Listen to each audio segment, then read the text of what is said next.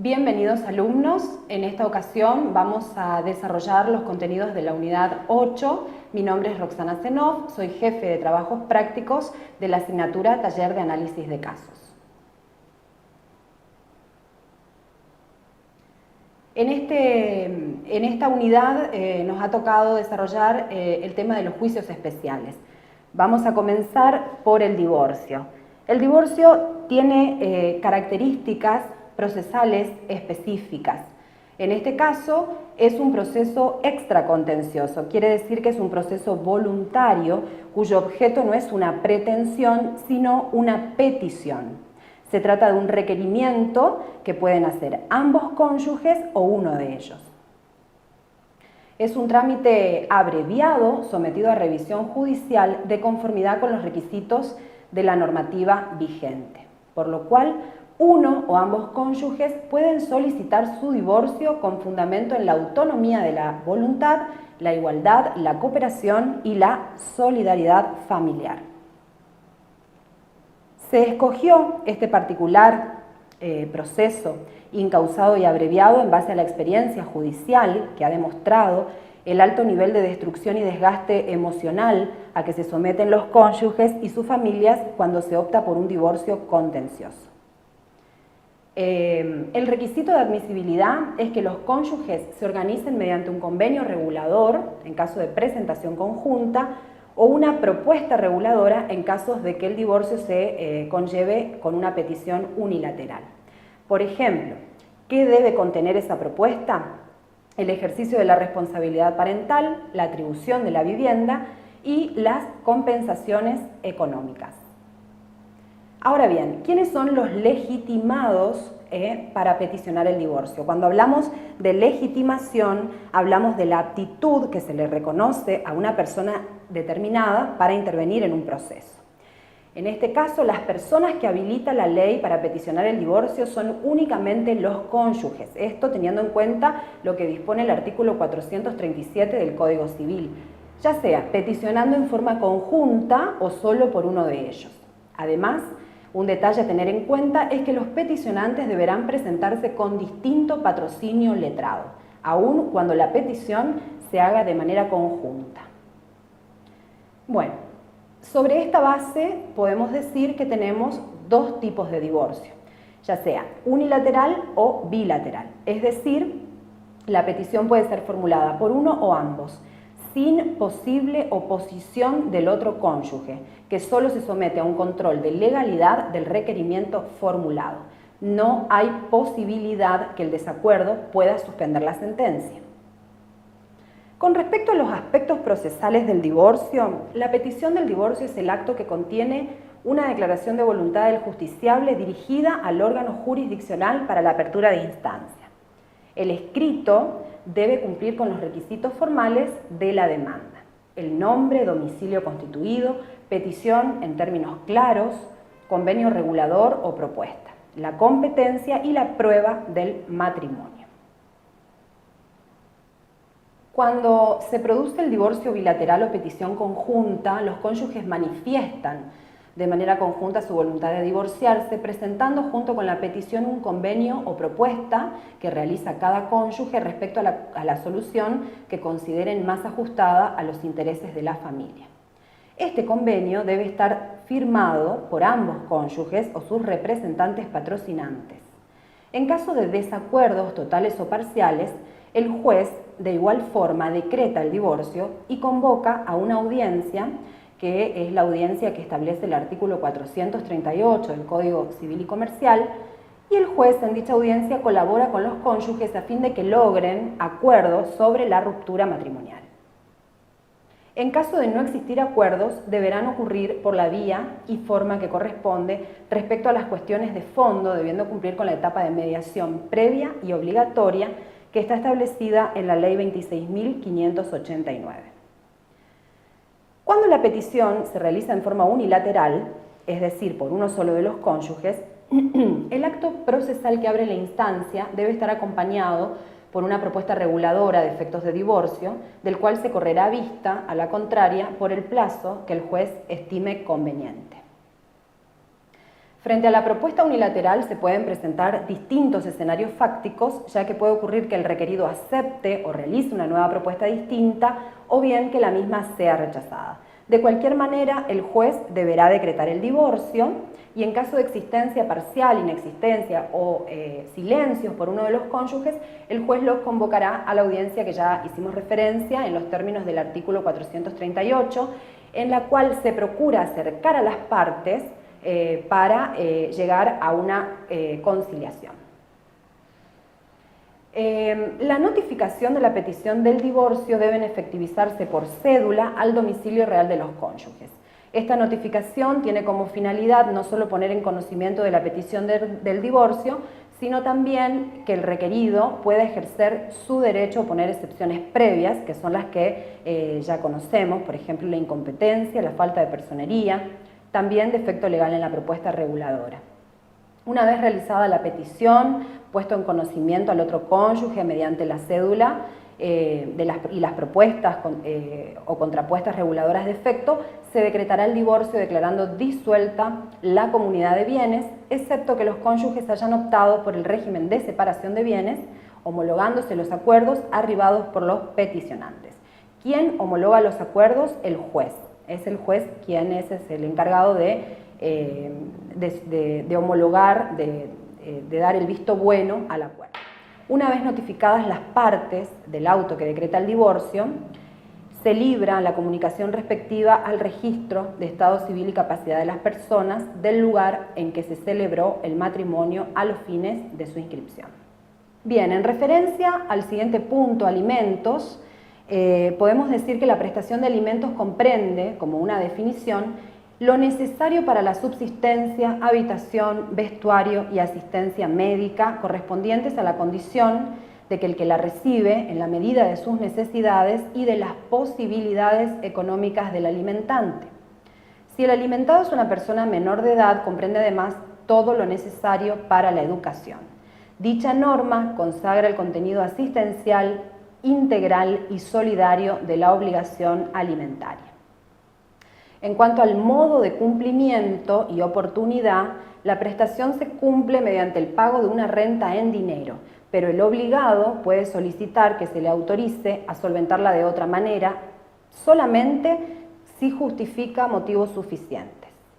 Los pagos se deben efectuar en forma mensual, anticipada y sucesiva, pero según las circunstancias, el juez puede fijar cuotas por periodos más cortos. Esto lo encontramos en el artículo 542 del Código Civil y Comercial. En cuanto a las cuestiones procesales de este juicio especial, el proceso de petición de alimentos tramita y tiene la característica de ser un proceso más breve y no se acumula a otra pretensión.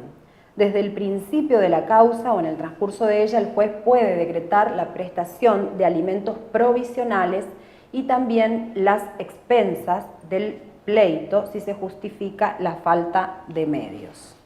Bueno, con respecto a los alimentos provisionales, esto es una novedad del Código Civil y Comercial, ya que antes se hablaba de alimentos provisorios. ¿Cuáles son o cuál es la finalidad? Es atender sin demoras las necesidades de quienes los solicitan. Tienen naturaleza cautelar, tendiente a evitar el perjuicio de la persona necesitada de auxilio. El quantum de la cuota provisional debe fijarse en una suma que permita afrontar los gastos imprescindibles de quien los demanda y las posibilidades del demandado. El juez tiene la facultad para imponer de oficio una cuota alimentaria provisoria cuando las circunstancias lo aconsejen. Los caracteres de los alimentos provisionales. Se conceden inaudita parte, es decir, de esta manera se persigue conseguir primero la fijación de los alimentos. Esto se hace antes del traslado a la otra parte demandada. Se debe observar también la verosimilitud del derecho y el peligro en la demora. En este caso, la verosimilitud del derecho emana del propio título en virtud del cual se reclaman. Por ejemplo, el hijo. También puede ser la esposa en un proceso de divorcio. La instrumentalidad también es otro carácter, y la instrumentalidad surge de que los alimentos sean fijados de un proceso principal, es decir, de un proceso de divorcio, de un proceso de nulidad de divorcio, de un proceso de filiación, etc. La provisionalidad, es decir, que son provisorios porque rigen hasta el momento que se dicta la sentencia de la cual dependen. Y están exentos de mediación previa y no se exige contracautela. Es decir, que el beneficiario de la prestación alimentaria no debe dar para recibir aquella una fianza o caución alguna. Los procedimientos en los cuales se pueden reclamar los alimentos provisorios. Como veníamos diciendo, en el juicio de alimentos, entre cónyuges, los hijos menores, los hijos mayores de edad, entre parientes, en el proceso por violencia familiar, en el proceso por filiación extramatrimonial y también se pueden dar en el juicio sucesorio.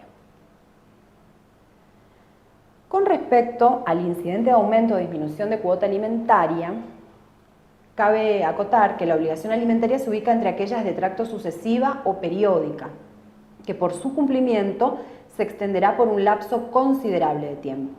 Por tanto, puede suceder que en ese lapso de tiempo se modifiquen las situaciones fácticas por las cuales se había fijado la cuota alimentaria. Vía incidental. Esto quiere decir que para solicitar el aumento o la disminución de la cuota alimentaria, el procedimiento establecido es la vía incidental. Recordemos que los incidentes son aquellas cuestiones que tienen que ver con un proceso principal, pero que corren por cuerda en un expediente. Y este procedimiento tiene por fundamento dar una vía expedita y breve a las partes. El incidente de aumento de la cuota alimentaria. ¿En qué casos procede? Por ejemplo, cuando los ingresos del alimentante han aumentado. Por ejemplo, recibiendo donaciones, herencias. De todas maneras, el solo aumento del patrimonio no modifica o no justifica su modificación, ya que debe tenerse muy presente que la cuota alimentaria debe establecerse buscando un equilibrio entre las necesidades de los alimentados y las posibilidades de los alimentantes. También puede darse, otra causal, es el incremento de las necesidades del alimentado. Por ejemplo, en caso de enfermedad. También la jurisprudencia entiende que una de las causales conlleva la mayoría de edad de los hijos, entendiéndose que la mayor edad trae aparejado un aumento de los costos y se traslada la carga de la prueba al padre que pretende sostener lo contrario. Por lo tanto, deberá ser el alimentante quien pruebe que en realidad no hubo tal aumento a pesar del desarrollo físico de sus hijos. Dicho aumento es en general consecuencia de la aparición de nuevas necesidades relacionadas siempre con la alimentación, escolaridad, vestimenta, intensificación de las actividades recreativas y la ampliación de su vida de relación. También la actualización de la cuota por el aumento de costo de vida. El aumento del costo de vida, consecuencia de los procesos inflacionarios padecidos por el país y provocado por el aumento masivo y generalizado de los precios, también tiene una influencia directa y negativa en la cuota alimentaria. Ahora bien, siguiendo con las cuestiones procedimentales. Admitida la demanda de aumento de cuota, la nueva cantidad fijada rige desde la notificación de la demanda incidental, por lo cual el aumento rige retroactivamente, es decir, se retrotrae a las situaciones ya pasadas. Ahora bien, el incidente de disminución de cuota alimentaria procede en los casos en el cual el alimentante considere que las circunstancias fácticas han variado con relación al momento en que se fijó la cuota de alimentos. No procederá hasta el momento de la sentencia. Hasta que ello no ocurra, deberá seguir abonando la cuota oportunamente fijada. Nótese aquí que es lo contrario, pasa lo contrario al incidente de aumento de cuota alimentaria. Ahora bien, Hay otro tema también que nos pide el programa en la unidad 8 y es lo relativo al cuidado personal y al régimen de visitas. Esto es la responsabilidad parental y la podemos definir como el conjunto de deberes y derechos que corresponden a los progenitores sobre la persona y bienes del hijo para su protección, desarrollo y formación integral mientras sea menor de edad y no se haya emancipado. Los principios que rigen la responsabilidad parental. El interés superior del niño. Esto debe entenderse como un conjunto de acciones y procesos enfocados en garantizar un desarrollo integral y una vida digna. También debe respetarse la autonomía progresiva del hijo conforme a sus características psicofísicas, aptitudes y desarrollo. También, y es un derecho muy importante, que es el derecho del niño a ser oído y que su opinión sea tenida en cuenta según su edad y madurez. Estos principios son y están consagrados en la Convención sobre los Derechos del Niño. Casos en que procede el cuidado personal y el régimen de visita.